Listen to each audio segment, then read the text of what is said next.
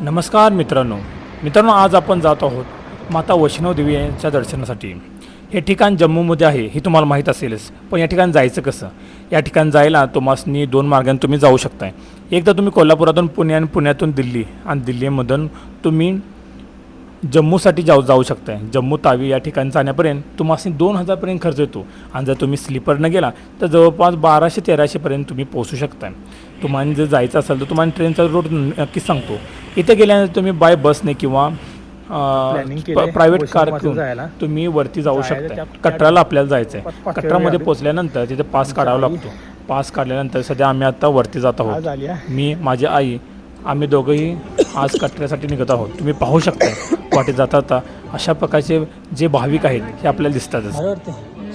जवळपास 6 किलोमीटर तुम्ही चालत आलाय.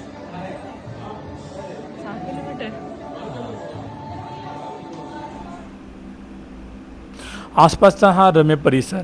वरती जाण्यासाठी तुम्हाला घोड्यांचाही तुम्ही वापर करू शकताय. घोडे, पालखी अशा वेगवेगळ्या गोष्टीचा तुम्ही वापर करून वरती जाऊ शकताय. ज्या लोकांना चालण्याचा प्रॉब्लेम आहे, कारण की जवळपास आपल्याला वरती 17 किलोमीटर जायचं आहे. आणि 17 किलोमीटर तुम्ही विचार करा, 17 किलोमीटर जो रोड जो आहे तो जवळपास 45 डिग्री ह्या अँगलने चालायचा आहे. मग विचार करा. वरती चढण्यासाठी तुम्हाला 2 मार्गाने तुम्ही जाऊ शकता. माता वैष्णो मातेचे दर्शन घेण्यापर्यंत आणि त्यानंतर तिथून पुढं आपल्याला भैरवबाबाच्या दर्शनासाठी 2.5 किलोमीटर वरती जावं लागते. तो प्रवास तुम्ही पहिला प्री बुकिंगनेही जाऊ शकता. तर पाहूया आपण. जवळपास आता 11 किलोमीटर चाललोय. मग आता काय वाटते तुला? इथं अजून 2-3 किलोमीटर चालायचं आहे वरती. एवढ्या वरती जायस्तवर न थांबता आमची आई त्याच ती वेगाने जात आहे. सह्याद्रीच्या कुशीत चालणाऱ्या प्रत्येक व्यक्तीचं असंच असते. घरातील कामांच्यामुळे त्यांचा एवढ्या गोष्टी स्टॅमिना वाढलेला असतो की हा जो डोंगर आहे तो पण त्यांना एकदम नॉर्मल वाटतो. त्यांच्या दृष्टिकोनाने हे चालणं त्यांचं दररोजच आहे. जय माता दी. तर अशा प्रकारे आम्ही आता वैष्णो मातेपर्यंत पोचलो आहे. वैष्णो माते या ठिकाणी गेल्यानंतर तुम्हाला जर तुम्ही डिफेन्समधून असाल तर तुम्हाला डायरेक्ट दर्शनसाठी गेट नंबर 5 जावं लागते. आणि बाकी भाविकांसाठी बाकी गेट अवेलेबल आहेत. आता त्यानंतर तुम्ही भैरवबाबासाठी जाऊ शकता. भैरवबाबाला जाण्यासाठी तुम्हाला जवळपास 2.5 किलोमीटर अंतर हे जवळपास 50 डिग्रीच्या अँगलने तुम्हाला जावं लागतं. म्हणजे प्रचंड चढ आहे हा. आणि या चढाने तुम्ही एक तर सिडीचा तुम्ही वापर करू शकताय, घोड्याचा वापर करू शकता किंवा पालखीचा वापर करू शकताय. पण आज आम्ही हा जो आहे 2.5 किलोमीटर जी आहे गोष्ट ते आम्ही सिडींचा वापर करून जाणार आहे.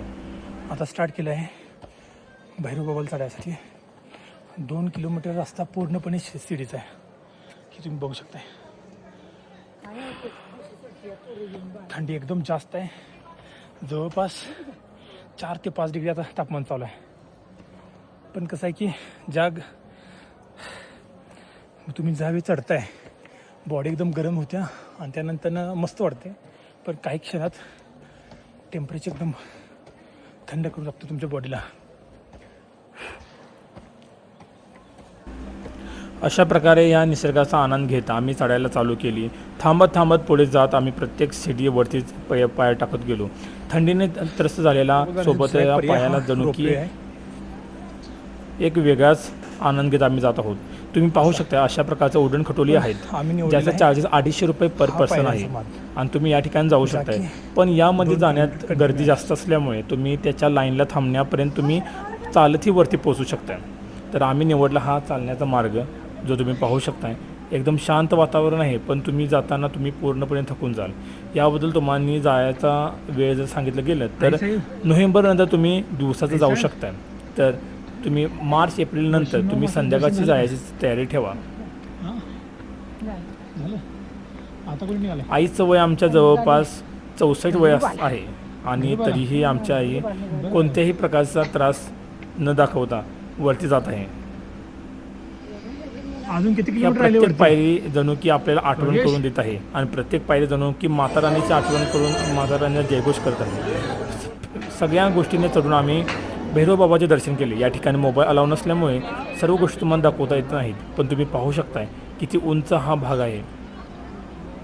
हिमालयाच्या शिवालिक रंगामध्ये असलेला हा त्रिकुटा पर्वत जो की भक्तिभावाने एकदम भारावून गेलेला आहे. या ठिकाणी तुम्ही नक्कीच आलं पाहिजे. जाताना तुम्हाला अर्धकुमारी या मंदिराचंही दर्शन घेऊ शकताय, पण त्या ठिकाणी जाण्यासाठी तुम्हाला कमीत कमी 1 आठवडा अगोदर प्री ऑनलाईन बुकिंग करावं लागतं. तुम्ही पाहू शकताय. जाताना आम्ही येथे महाप्रसादाचाही लाभ घेतला, जो की मोफत आहे. जाण्याच्या मार्गावर 2 ठिकाणी तर वरती चढण्याच्या मार्गावर 2 ते 3 ठिकाणी असा प्रसाद आपल्याला भेटतो. प्रचंड थंडीमध्ये आम्ही ह्या महाप्रसादाचा लाभ तर घेतलाच आणि भक्तिभावाने त्यानंतर उतरणीचाही मार्ग धरला. सप्तल्यानंतर त्या ठिकाणी जायचं. समोर गगनाला भिडलेले हे आकाश जणू की असं दाखवत आहे की स्वर्गामध्ये तुम्ही प्रवेश केला की काय. थंडगार वातावरणामध्ये प्रकाशाची तीव्रताही लवकरच कमी होते आणि त्यानंतर ओघ लागते ती मावळतीची आणि आमच्या उतरणीची. अखेर मग उतरणीचा मार्ग चालू होतो. आम्ही सुरुवात करतो की बस झालं आता. कसं वाटतंय? गार गार वाटतंय. घरातल्यांना या ठिकाणी देवदर्शन घेतल्यानंतर त्यांचं झालेले हालत पाहून खरोखर हसू येतं. पण एक क्षण तुम्ही गेल्यानंतर तुम्हाला पण समजेल की किती त्रास आहे. जवळपास 32 ते 32.5 किलोमीटर अंतर हे आपल्याला चढ उतार ह्या दोन्ही गोष्टीतून करून येतं. जाताना जवळपास 16.5 ते 17 किलोमीटर अंतर आणि नंतर उतरणीचा मार्ग हे तुम्ही पाहू शकता. हे अर्धकुमारीचं मंदिर आहे. या ठिकाणी तुम्हाला 1 आठवडा अगोदर बुकिंग करावं लागतं. हे जवळपास आपल्याला वैष्णव मातेपासून 5 किलोमीटर खाली उतरल्यानंतर भेटतं. वाटेमध्ये आम्ही येथे मुखदर्शन करून उतरणीचा मार्ग पुन्हा धरला.